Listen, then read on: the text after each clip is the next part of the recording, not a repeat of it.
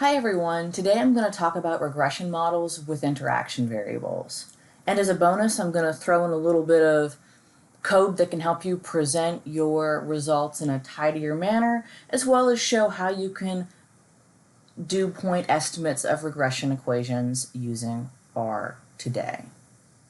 So, as we all know, or I hope you all know by now, is that regression is one of the most widely used techniques in predictive analytics for predicting the value of a response variable on the basis of one or more X or predictor or independent variables. Generally, we assume that the effect of a predictor variable on the response variable is independent, or that it doesn't depend on the values of any other predictor variable. But this isn't always true. If our predictor variables are related to each other, we generally need to take some kind of action. Many would assume this means we throw one of the predictor variables out. And you can do that. Sometimes that is for the best, and that is the best approach you can take. But in other circumstances, we can transform that variable, or we can create an interaction variable. And that is the focus of what I'm going to demonstrate for you today. So the textbook talks about how adding a bedroom to a house has a different effect on the price based on the square footage of the house. This is an interaction effect between the number of bedrooms in a home and the square footage of that house. So we're going to walk through an example. According to the National Association of Colleges and Employers, in 2016, the top paid business graduates were expected to be those who majored in MIS because of the growing relationship between MIS and data analytics. At one University of California campus, data were collected on the starting salary of business graduates along with their cumulative GPA, whether they majored in MIS or not, and whether or not they had a minor in statistics. And this is illustrated in the salary underscore MIS dataset. And here I'm going to take a second to load that data set into my instance of RStudio here. So I'm going to go to File, Import Dataset from Excel. I have it in an Excel file.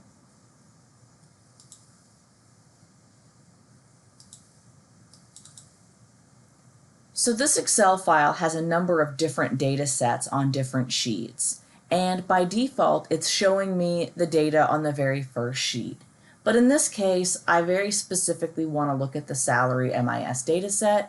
So at sheet here, I'm going to click the down arrow and I'm going to scroll down to that salary underscore MIS dataset.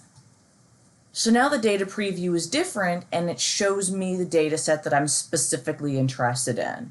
I am interested in the salary MIS dataset. And here under import options, I can change the name of that data set. And just so we remember what we're working with throughout, I'm just going to call the data set salary underscore MIS. And when I click out of that text box, we see that in the code preview, the name actually changes for that data set. And we see it here too, where we view salary underscore MIS. So this looks good. I've got my first row as names. My code preview looks good. I've given it the name that I want. I'm ready to rock. I'm ready to import this. Click import and here it is. Now, I find that it's easier to attach a data set to my working environment so that I can call just specifically on the names of the different variables. So I'm going to attach salary underscore MIS. You can't see anything, nothing looks like it's changed, but now I can call specifically on the variable names salary, GPA, MIS, statistics without having to use the salary underscore MIS prefix. So that makes life a little bit easier. So let's go ahead and estimate two models. In our first model, we're going to run a standard multiple regression model looking at the effect of GPA, whether or not you're an MIS major, and whether or not you're a statistics minor on salary. And I'm going to call this Model 1. And remember, everything in R is case sensitive, so that I've called Model 1 with a capital M. I need to refer to it with the capital M as I continue working with the results of this model. So model 1, and then I'm going to drop in my assignment arrow, which basically says that we're going to associate the word model 1 with everything that happens on the back side of this arrow. So we're going to do a linear regression model, LM, and we're going to look at salary, and then we use the tilde because that is the delineation between your dependent and your independent variables. And then we're going to look at GPA, and we're going to look at whether or not the student is an MIS major, MIS, and we're going to add whether or not the student majored or had a minor in statistics. So now I've created model 1. If I type model 1, I can see the coefficients. If I do summary, model 1, I can get a general overview of what the model looks like. Now, for our second model, we want to create that interaction term between MIS and statistics on salary. So to do that, we're going to create another object, and I'm going to call it interaction. Interaction, and then I have my assignment arrow, and what I want this to be is MIS times statistics. So MIS and statistics are the two independent variables that I want to use to create this interaction term. And to create the interaction term, I'm multiplying MIS by statistics. I'm going to hit enter, and now we see under our environment pane that now interaction has a set of values here. So now we can go ahead and we can specify our second model, or model 2. So model 2 is also a linear regression model. We are trying to predict salary, so salary tilde, and then we want GPA, MIS, statistics, and now we want to add interaction. Interaction is that interaction term between MIS and statistics. And now I've run model 2, and we can see model 2 now exists under the global environment. And if I do summary, model 2, we can get a general summary or output from this data set. Now, if we want to compare our findings, we can use a package called Stargazer to set up a nice table that will show us the coefficients from model 1 and model 2 side by side, as well as information about their general fit statistics. If you do not have the Stargazer package installed, this is a great time to install it. You can hit pause, and then you'll want to use the install.packages function and Stargazer in quotation marks, hit enter to install it. I have it installed, so I'm going to add it to my working library using the library command. Library Stargazer. Because I have it installed, it shows up as a package that I can choose from. Hit enter. I can now directly access the functions within Stargazer. And I want to use the Stargazer function.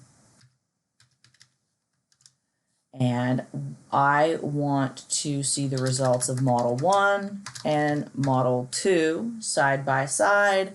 And I want the format just to be a basic text output format. So I'm going to do type and text. And I'm going to hit enter.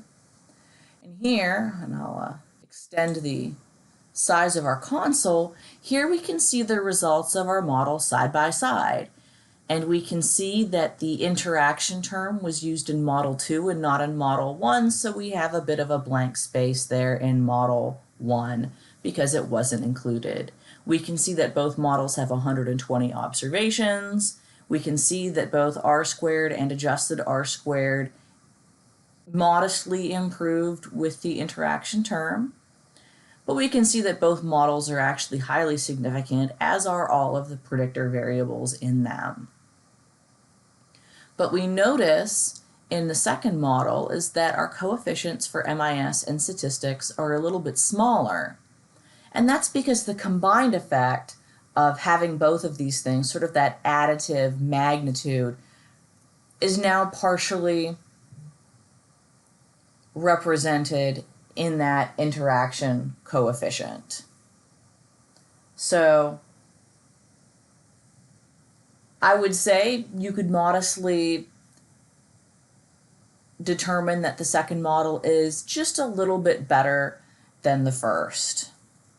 And we can compare how good these are at making predictions by taking an example of a student who maybe does not major in MIS nor minor in statistics, who just majors in MIS but not minoring in statistics, and then a student who might do both, and we can compare those side by side. So assume we have a student with, assume we have 3 students that have a GPA of 3.5. One has nothing to do with MIS or statistics, which is totally fine. One of them is an MIS major, but who's not terribly interested in statistics or data analytics. And then our third will be somebody who's very into MIS and data analytics. First, to make it easier on us to calculate the estimated salary for each of these 3 students, we want to create a vector with the coefficients from each model. So in the console here, I'm going to create an object called coefs1, and these are going to be the coefficients from my first model. So I'm using my assignment arrow again here, and then I'm using the coefficients function. If I can spell coefficients, model 1, and we can see under our environment pane, coefs1 is now a thing that exists, and it has the coefficients from our first model. So our intercept is 44.01, and if we actually look at our output here, the constant for model 1 is 44.007. 44.01, rounding, we're good. And now we'll do the same thing for model 2. So we'll do coefs2.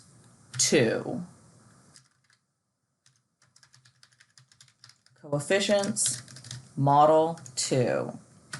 Same thing, I now have a second set of coefficients corresponding with our second model. So now instead of typing out all of the coefficients themselves, we can call on them directly within R. So say we want to find out the expected salary for a non-MIS, non-stats grad with a 3.5 GPA. I'm going to call this variable salary WO1. So salary without using model 1. And here it's going to be coefs1, and then in the square brackets I'm using 1, which means I want the value in position 1 to hold that spot, plus coefs1, and then in the square brackets 2, which means I now want the item in the second place, which would be our coefficient for GPA. So I want to multiply that by 3.5 because that's the GPA of the student we're looking at. And then coefs1 and then 3 in our square brackets because now we want the coefficient in position number 3, which is 6.61. So that is our coefficient for majoring in MIS. If somebody majored in it, there is this benefit of an extra about $6,500. But in this case, this person chose not to major in MIS. And then we have our fourth coefficient, which refers to whether or not the student minored in statistics. So again, coefs1, and then in square brackets, the number 4, because now I want the item in the fourth place, which is 6.73. So this is place 1, place 2, place 3, and place 4. And this specific student chose not to minor in statistics. I hit enter, and now this item is created. And if you want to see the actual value, although we can see that it's a named number, 67.2, in our values area of our environment. We can also just type salary W01 and we can see what that calculated value is.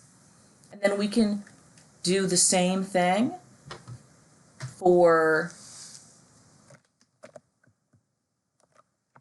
or my cat's going to jump on the keyboard and do a little bit of typing.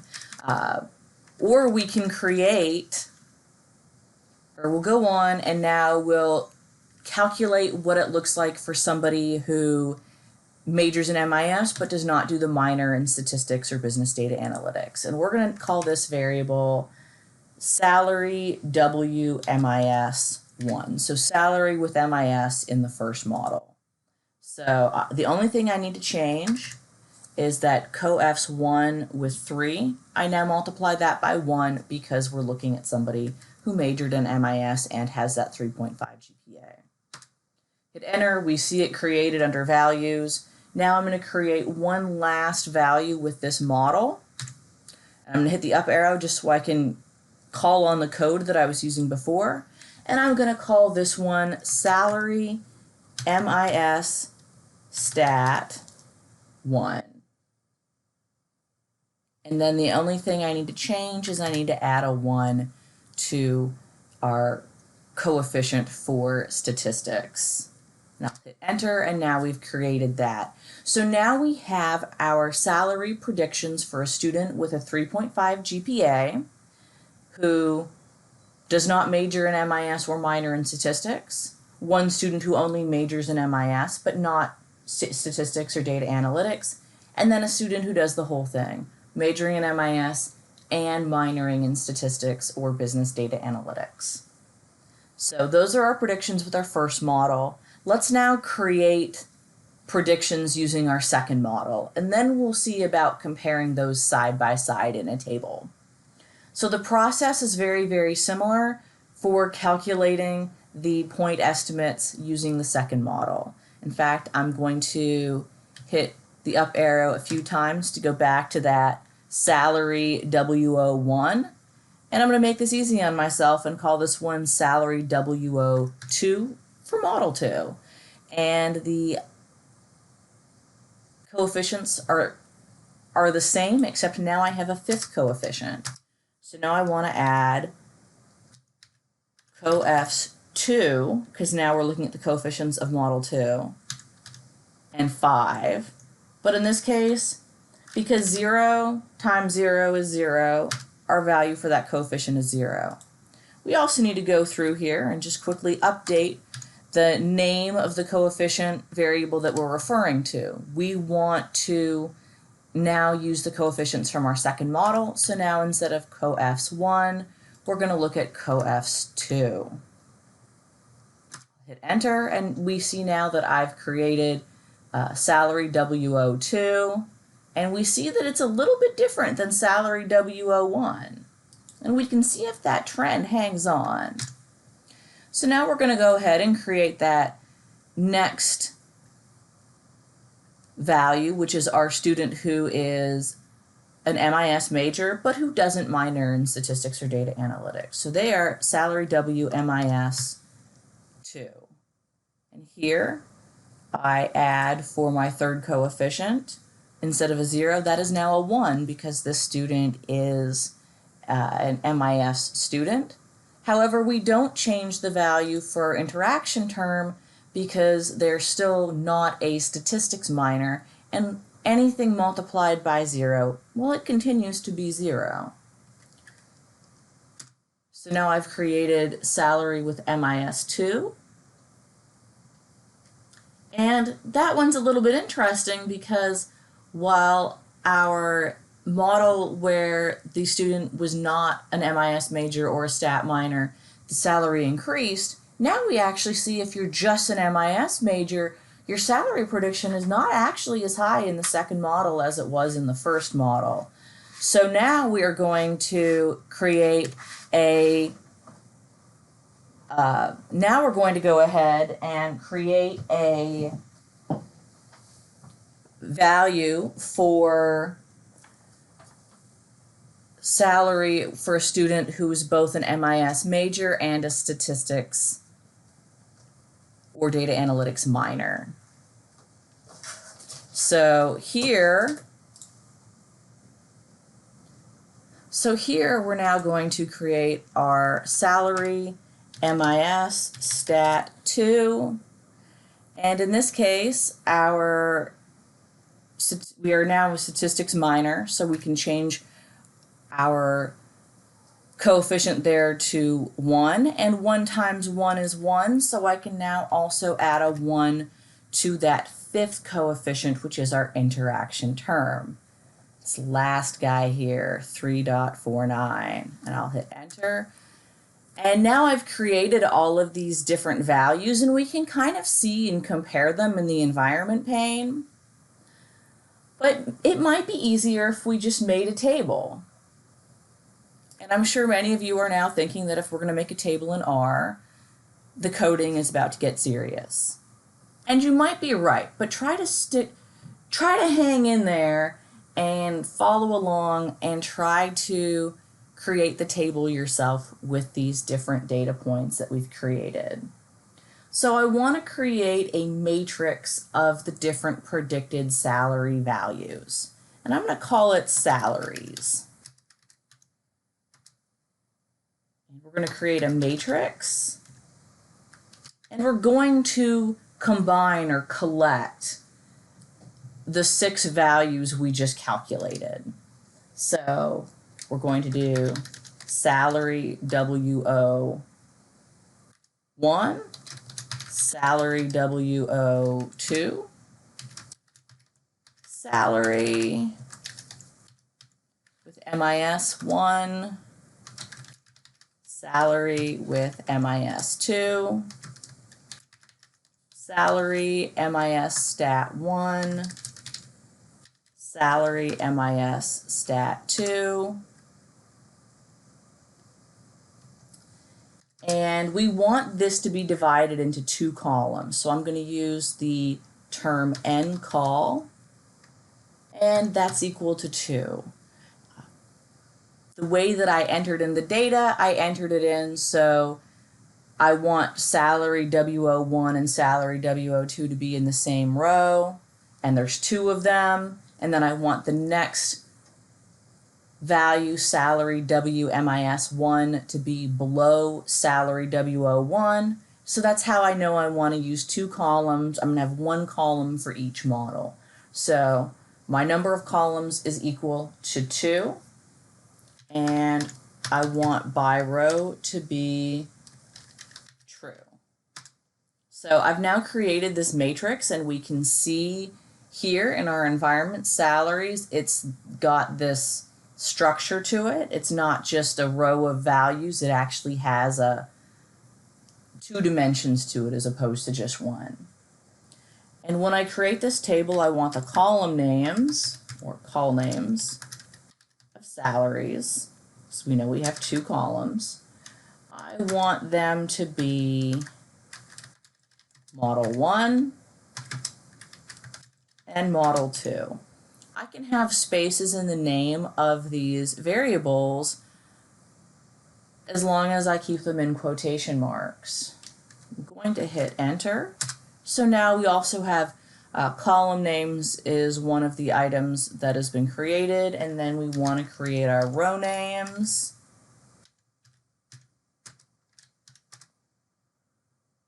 Our row names for salary. Salaries. And then similar approach to what we did with the column names, we're going to do without MIS or stat. We're going to do MIS only, and we're going to do MIS and stat.